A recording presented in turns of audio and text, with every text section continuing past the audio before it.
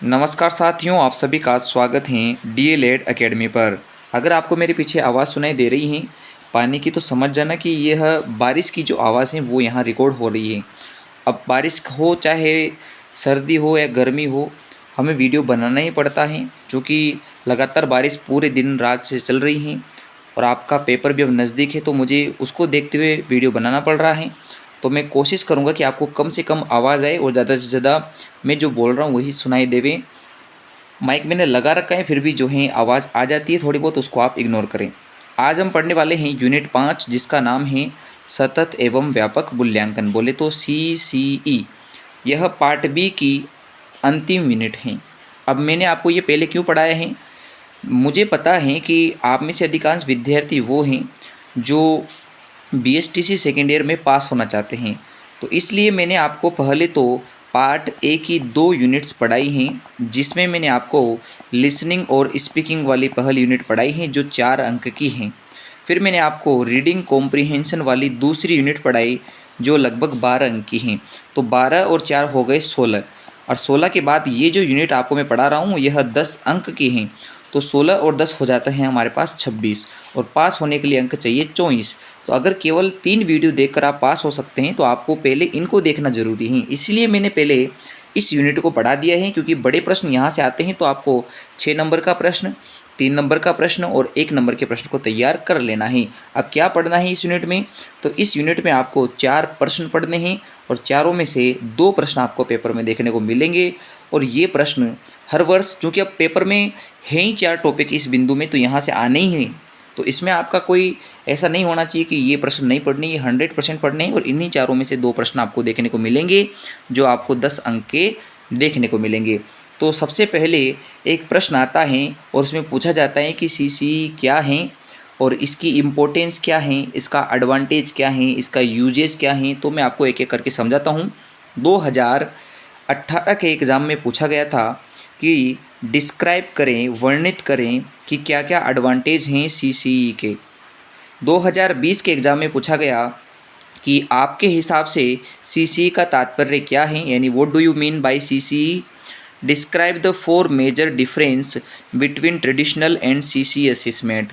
जो पारंपरिक और CCE जो आकलन है, इन दोनों में क्या अंतर है वो भी बताना है। फिर 2022 के एग्ज़ाम में पूछा गया व्हाट इज CCE, CCE क्या है, what is the usages of it in present evaluation system, यानी वर्तमान मूल्यांकन प्रक्रिया के अंदर इसका उपयोग क्या है, इसकी उपयोगिता क्या है, वो आपको बतानी है। फिर एग्ज़ाम 2024 में पूछा गया what is the importance of CCE in English, अंग्रेजी में सतत और व्यापक मूल्यांकन का महत्व क्या है। तो आपको सबसे पहले एक बेसिक इंट्रोडक्शन बनाना है CCE का, और फिर उसके बाद उसकी इम्पोर्टेंस, उसके यूजेज, एडवांटेज लिखने हैं। तो आपको यहाँ लिखना है कि इसका पूरा नाम ये है, इसके अंदर पहले C का मतलब ये होता है, दूसरे C का मतलब ये होता है, और E का मतलब ये होता है। और अंत में लिखेंगे कि इसको किसने बनाया है और इसके क्या फ़ायदे हैं। तो हम सबसे पहले पूरा नाम जानते हैं। The full form of CCE is, CCE का पूरा नाम होता है कॉन्टिन्यूस एंड कॉम्प्रहेंसिव इवेल्युएशन, सतत और व्यापक मूल्यांकन। तो कॉन्टिन्यूस का मतलब होता है सतत यानी कि निरंतर, कॉम्प्रहेंसिव का मतलब व्यापक भी होता है और समग्र भी होता है, और इवेल्युएशन का मतलब आप समझते हैं मूल्यांकन। अब एक एक करके समझते हैं कि कॉन्टिन्यूस को हम C के रूप में यूज़ करते हैं तो इसका रियल अर्थ क्या होता है। तो यहाँ हियर कॉन्टिन्यूस मीन्स, कंटिन्यूस बोले तो लगातार, निरंतरता का मतलब होता है रेगुलरिटी इन असेसमेंट, यानी कि जो बच्चे का आकलन होगा, बच्चे की कमियों को जाना जाएगा, वो लगातार जाना जाता है, यानी वर्ष भर जो है बच्चे का आकलन होगा। अगला है कॉम्प्रहेंसिव।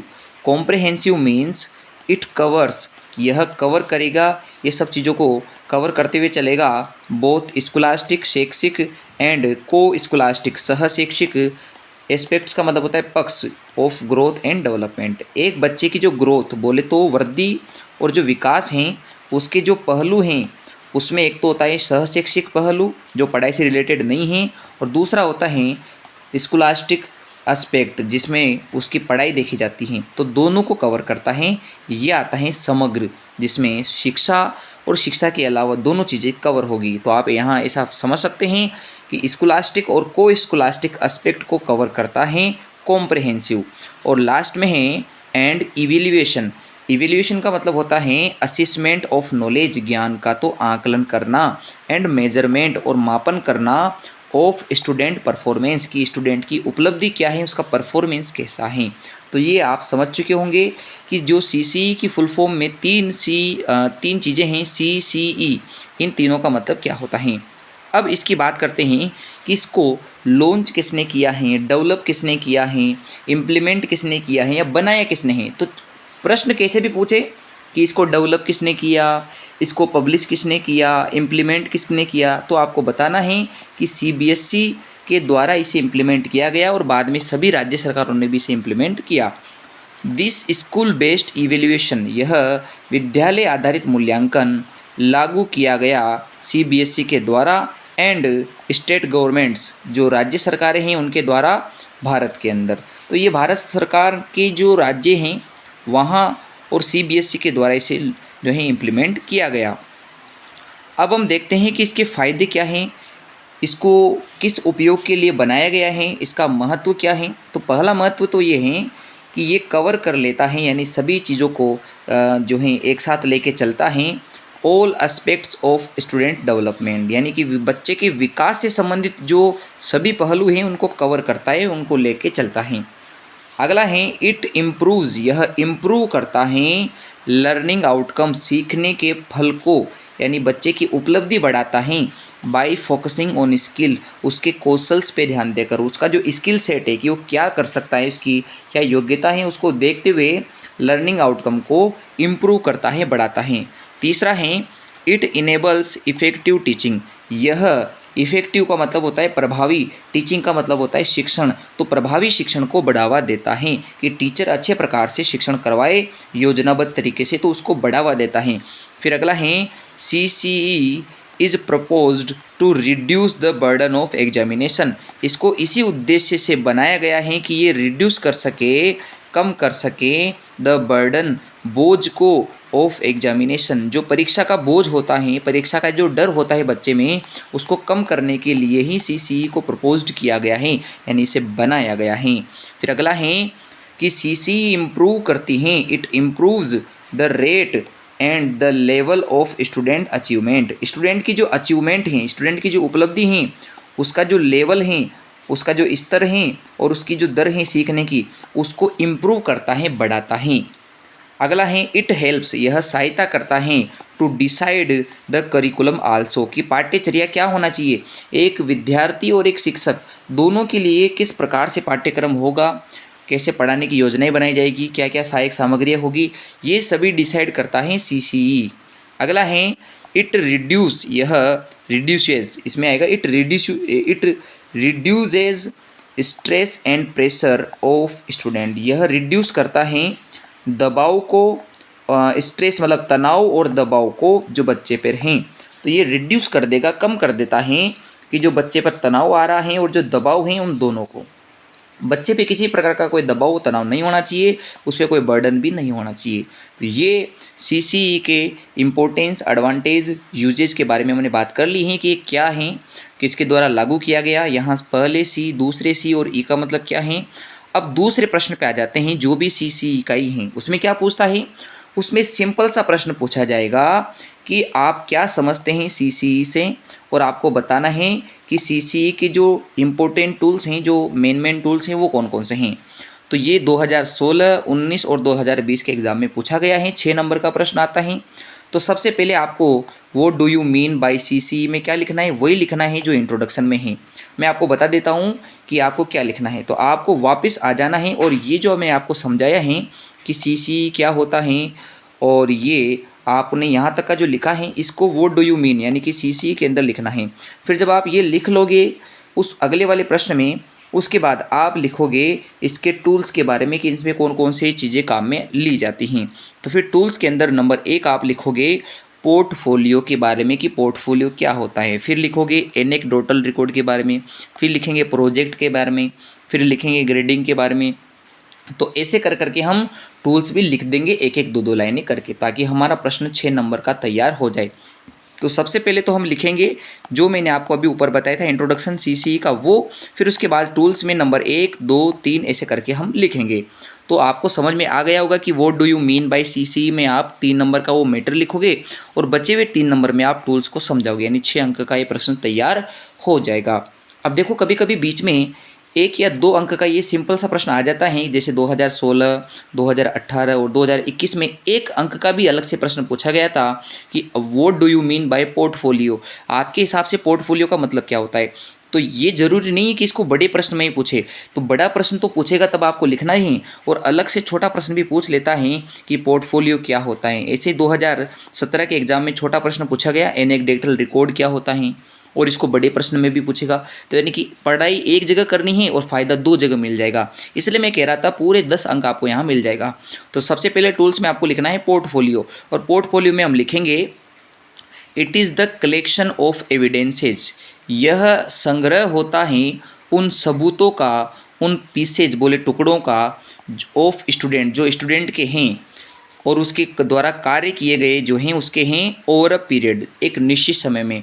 तो एक निश्चित समय में जो बच्चे के द्वारा कार्य किए गए हैं, जो वर्क किया गया है, उसके सबूतों के तौर पे जो संग्रह हैं उसको हम पोर्टफोलियो कहते हैं। वापिस समझते हैं, it is the collection of evidences, यह उन सबूतों का संग्रह है ऑफ स्टूडेंट्स वर्क, जो स्टूडेंट के कार्यों का है ओवर अ पीरियड, एक निश्चित समय में। तो आपको लिख देना है और यही पोर्टफोलियो है। अगला है हमारे पास है कि एनेक्डोटल रिकॉर्ड क्या होता है, किसे कहते हैं एनेक्डोटल रिकॉर्ड। तो ये एक प्रकार से बिहेवियर को ऑब्जर्वेट करना होता है, और वो बिहेवियर जो ऑब्जर्वेट करते हैं वही रिकॉर्ड हमारे पास कहलाता है एनेक्डोटल रिकॉर्ड। तो इसमें लिखेंगे it is the observed behaviour of a student, कि एक बच्चे का हम व्यवहार ऑब्जर्व करते हैं, अवलोकित करते हैं, और फिर उसको लिखते हैं कि बच्चे का इंटरेस्ट कैसा है, बच्चा किस सिचुएशन में कैसे रिएक्ट करता है, बच्चे को किस प्रकार से एटीट्यूड जो है उसका है। तो ये सभी चीज़ें एनेक्डोटल रिकॉर्ड में शामिल होती हैं। फिर अगला हमारे पास है तीसरा टूल्स, वो है प्रोजेक्ट। अब देखिए प्रोजेक्ट का मतलब ये होता है कि बच्चा क्या कर सकता है, उसमें क्या योग्यता है। तो ये सहायता करता है, इट हेल्प्स टू अंडरस्टैंड, ये समझने में कि द एबिलिटी ऑफ स्टूडेंट, की बच्चे की योग्यता क्या है। आप जब बच्चे को कुछ करने को दोगे तो बच्चा अगर वो चीज़ करके लाता है तो आपको पता लगेगा नहीं कि इस बच्चे में एबिलिटी है, कि ये आप समझ जाओगे कि ये बच्चे में ये एबिलिटी है। तो ये प्रोजेक्ट हो गए। अगला हमारे पास है नंबर 4 टूल्स, जिसको हम कहते हैं ग्रेडिंग। देखिए ग्रेडिंग का मतलब होता है कि बच्चे को अब अंक के स्थान पे, नंबर के स्थान पे ग्रेड देकर उसको हम उसकी जो परफॉर्मेंस है उसको चेक करते हैं, उसकी उपलब्धि क्या है, उसने कितना सीखा है, उसको हम ग्रेडिंग के रूप में प्रेजेंट करते हैं। तो इसमें लिखेंगे इट इज़ द प्रोसेस, यह एक प्रक्रिया है, टू इवेल्युएट यानी मूल्यांकित करने की, द परफॉर्मेंस परफॉर्मेंस को, ऑफ द स्टूडेंट की इन ग्रेड, और वो भी ग्रेड के माध्यम से। तो ग्रेड के माध्यम से स्टूडेंट की जो परफॉर्मेंस है उसको मूल्यांकित करने की जो प्रक्रिया है उसे ही ग्रेडिंग कहा जाता है। फिर पांचवा टूल्स हैं चेक लिस्ट। चेक लिस्ट होती हैं स्पेसिफिक इन्फॉर्मेशन देने के लिए कि बच्चे की जो स्किल हैं उसकी आपको जानकारी मिलेगी। हर बच्चे में एक यूनिक आइडेंटिटी होती है, और वो जो यूनिक आइडेंटिटी है वही चेकलिस्ट के अंदर शामिल होगी। तो इट प्रोवाइड्स, यह प्रोवाइड करता है स्पेसिफिक इन्फॉर्मेशन, विशेष सूचना को, अबाउट द चाइल्ड्स स्किल, बच्चे की स्किल्स के बारे में, बच्चे के कौशल्स के बारे में। और लास्ट हैं असाइनमेंट। असाइनमेंट का मतलब होता है दत्त कार्य या गृह कार्य। अगर हम बच्चों को गृह कार्य देते हैं तो इसका फ़ायदा ये होता है कि हम उसके कार्य करने की क्षमताओं का आकलन कर पाते हैं। तो इट हेल्प्स टू नो, यह सहायता करता है जानने में, अबाउट स्टूडेंट एबिलिटी, बच्चे की योग्यता के बारे में, टू डू वर्क, की वो कार्य करने योग्य हैं या उसमें क्षमताएं हैं या नहीं हैं।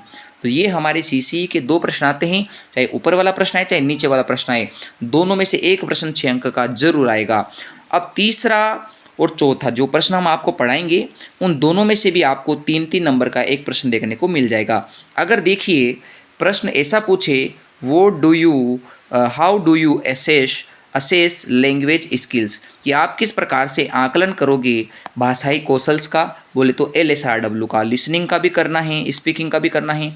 अगर हमें मूल्यांकन करना है लिसनिंग का, स्पीकिंग का, रीडिंग का, राइटिंग का, तो हम कैसे करेंगे, इससे फ़ायदा क्या होता है। तो सबसे पहले ये जान लेते हैं कि ये प्रश्न कब कब आया है 2020 और 2022 के पेपर में। तो चाहे 6 नंबर का प्रश्न पूछे चाहे 3 नंबर का प्रश्न पूछे, आप जो मैंने यहाँ लिखा है ऐसा लिख सकते हैं। एज इट इज़ आपका कोई नंबर नहीं कटेगा, पूरे नंबर आपको दिए जाएंगे। अब मैं यहाँ आपको 3-3 लाइनें बता रहा हूँ, आप यहाँ से 2-2 लाइनें याद करके जाइए, आराम से लिखिए, पूरे नंबर प्राप्त हो जाएंगे। सबसे पहले हमने लिखा है असेसिंग लिसनिंग। हम लिसनिंग को किस प्रकार से आकलित करते हैं, इससे क्या होगा। तो जो हम लिसनिंग का आकलन करते हैं इससे शामिल हो जाता है, इससे इन्वॉल्व होगा evaluating a person's ability to understand spoken language.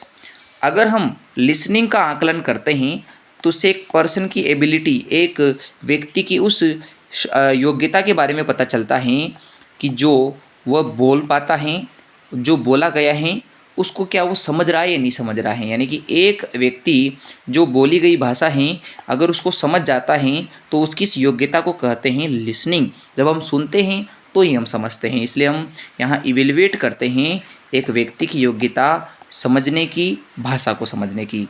फिर अगला है फाइंडिंग इन्फॉर्मेशन थ्रू लिसनिंग। हम लिसनिंग करके इन्फॉर्मेशन को फाइंड कर सकते हैं, यानी कि सुन सकते हैं, समझ सकते हैं। तो ज्ञान बढ़ाने का एक तरीका होता है लिसनिंग। अगला है टू ग्रेस्प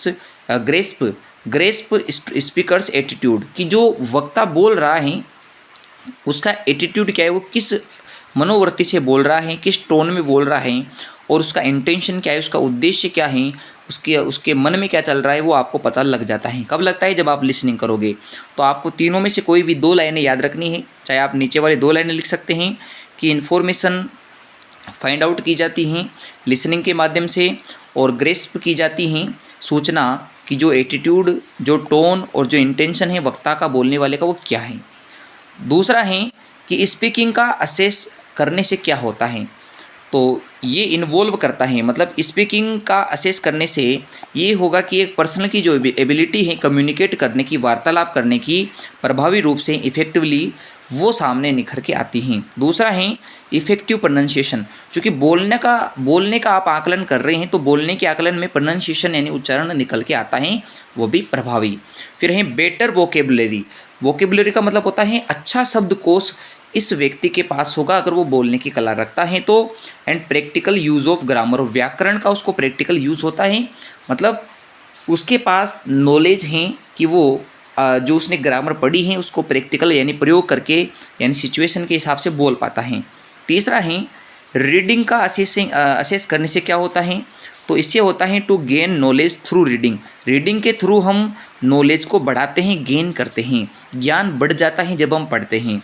अगला है रीडिंग अलाउड, बोल कर पढ़ने से क्या होता है, ऑब्जर्विंग एक्यूरेसी, हमें एक्यूरेसी समझ में आती है। एक्यूरेसी का मतलब होता है हमारी की जो सही बोलने की जो गति है, सही पढ़ने की गति है, वो पता लगती है। फ्लुएंसी, स्पीड और एक्सप्रेशन, अभिव्यक्ति, ये तीनों हम निपुण कर पाते हैं। इस समय मैं रीडिंग अलाउड कर रहा हूँ आपके लिए, मैं एक्यूरेट, फ्लुएंट और एक्सप्रेशन जो हैं प्रदर्शित कर रहा हूँ। फिर है साइलेंट रीडिंग। साइलेंट रीडिंग से क्या होता है, फास्ट रीडिंग होती है, यानी कि रीडिंग फास्ट हो जाती है, हम बिना बोले भी चीज़ों को बहुत ही स्पीडली जो हैं पढ़कर समझ पाएंगे। लास्ट में है असेसिंग राइटिंग। राइटिंग का यानी लेखन का आकलन करने से क्या होता है, तो इससे शामिल हो जाता है मूल्यांकन में राइटर्स परफॉर्मेंस और पोटेंशियल, कि लेखन का क्या उपलब्धि है या लेखक में कितना पोटेंशियल है, कितनी उसमें क्षमता है। फिर है फॉर बेस्ट रिवीजन, लेखन से क्या होता है, अच्छे प्रकार से रिवीजन हो जाता है in the exam time, exam के समय, तो ये इससे फ़ायदा होगा। फॉर बेटर अंडरस्टैंडिंग, बहुत अच्छी समझ हो जाती है ऑफ स्टडी टॉपिक की, क्या पढ़ाया गया है। अगर आप ये मेरा राइटिंग वाला मैटर देख रहे हो, लिखा हुआ मैटर, तो इससे आप तुरंत अच्छे सब प्रकार से समझ पाओगे और अच्छे प्रकार से रिवीजन कर पाओगे कि मैं क्या चाहता हूँ आपको पढ़ाना और समझाना। तो ये 3 प्रश्न हो चुके हैं और अंतिम प्रश्न आता है यहाँ से 3 अंक वाला। वो पूछा जाता है कि बताइए एनसीएफ से आप क्या समझते हैं, इसका मुख्य उद्देश्य क्या होता है। तो एनसीएफ का प्रश्न 2022, 2016, 2018 में पूछा गया है। तो देखिए इसमें समझते हैं।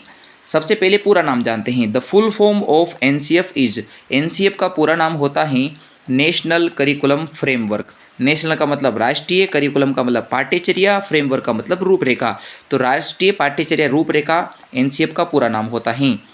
इट इज़ पब्लिश्ड, इसे पब्लिश्ड किया गया यानी कि प्रकाशित किया गया इन 2005 में बाय द एनसीईआरटी के द्वारा। तो सीसीई को तो सीबीएसई द्वारा लॉन्च किया गया था और 2005 में एनसीएफ को लॉन्च किया गया है एनसीईआरटी के माध्यम से। अब इसका मुख्य उद्देश्य क्या है, इसको क्यों बनाया गया है?